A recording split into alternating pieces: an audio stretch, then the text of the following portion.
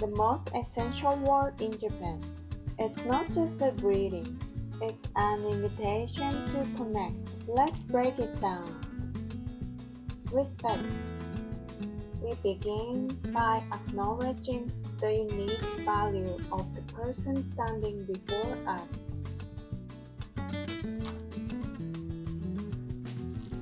Relationship. It's an intentional act of opening a door to build a lasting bond, no matter how brief our time together might be. Responsibility. We take ownership of our shared moments, ensuring that kindness guides our path forward.